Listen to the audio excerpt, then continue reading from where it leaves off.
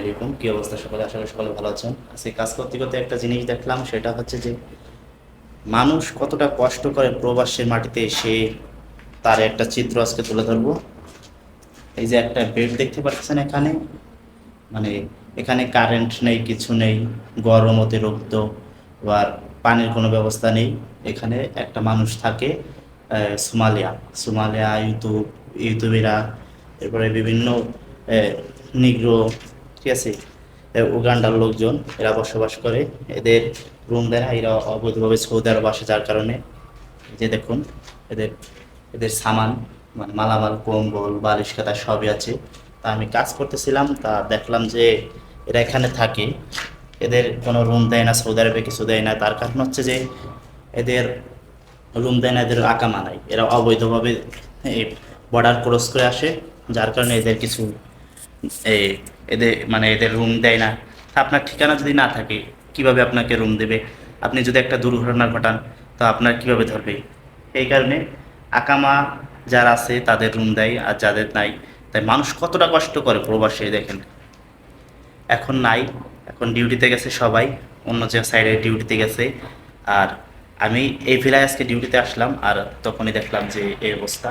এখানে প্রায় বেলায় এরা থাকে, ঠিক আছে। তো এদের থাকে একটা রিক্স আছে এদের, মানে এরা একটা হামার, একটা মানে যে কোনো একটা লোহার জিনিস নিয়ে এরা ঘুরে বেড়াবে। যদি মানুষ কিছু বলে, এটা আতঙ্কিতভাবে তাদের উপর হামলা করে এবং তাদের মারধর করে।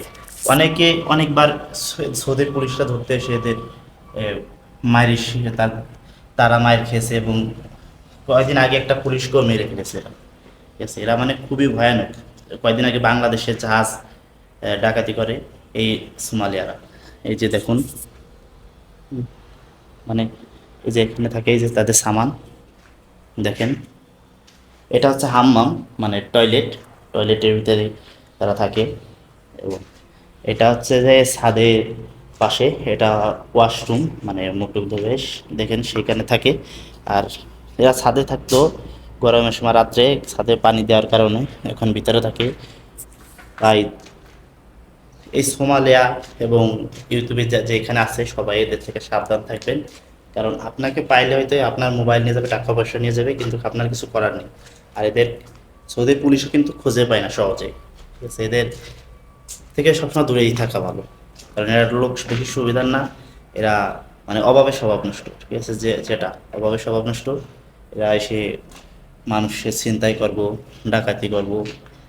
এবং আর এদের যারা কামে নেয়, তারা খুবই সীমিত অল্প টাকায় কাম নেয়, এই কামে এদের নেই। এই কারণে এদের চাহিদা। আর আমরা যেখানে কাজ করতেছি এখানে সিকিউরিটি মানে খুবই চেক কম, এই কারণে এরা ঢুকতে পারে। মাঝে মাঝে পুলিশ আসে, গতকালও পুলিশ আসলো এদের ধরতে, কিন্তু এদের খুঁজে পায় না। কারণ এখানে প্রায় 55,000-এর মতো ভিলা উঠবে, প্রায় 10,000 ভিলার মতো উঠছে। কোন ভিলায় থাকে পুলিশ এদের খুঁজে পায় না। আর এই ভিলা তো এই ভিলায় যা সিস্টেম আছে, যার কারণে পুলিশ এদের কথা সহজে ধরতে পারে না।